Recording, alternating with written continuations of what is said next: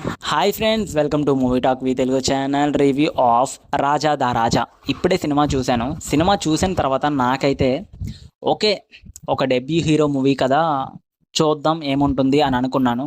First half అంతా బాగుంది.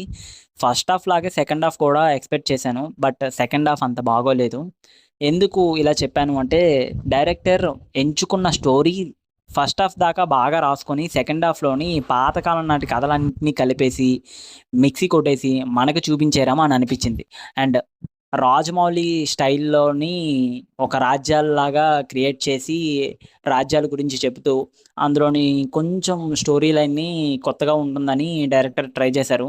అది కొంతవరకు వర్కౌట్ అయింది, కానీ రిమైనింగ్ పార్ట్ వర్కౌట్ కాలేదు. ఇంకా డెబ్యూ హీరో మూవీస్ అన్నీ ఎలా ఉంటాయంటే చాలా ఓవర్ యాక్టింగ్‌గా ఉంటాయి. కానీ ఈ సినిమాలోనే అవేమీ లేకుండా ఒక డెబ్యూ హీరోకి ఉండాల్సిన క్వాలిటీస్ అన్నీ కూడా హీరోలోనే ఉన్నాయి. ఫేస్ ఎక్స్‌ప్రెషన్స్ కానీ, లేదంటే డైలాగ్ డెలివరీ కానీ, అలాగే సినిమాకి ఎంత ప్రొడక్షన్ వాల్యూస్ కానీ, లేదంటే స్క్రీన్ ప్లే గానీ, అండ్ పాటలు గానీ, మ్యూజిక్ కానీ, ఇవన్నీ పెద్ద ప్లస్ పాయింట్ అయ్యాయి. కానీ ఒకే ఒక్కటి, స్టోరీ లైన్‌ని సెకండ్ హాఫ్ నుండి చెడగొట్టేయడం.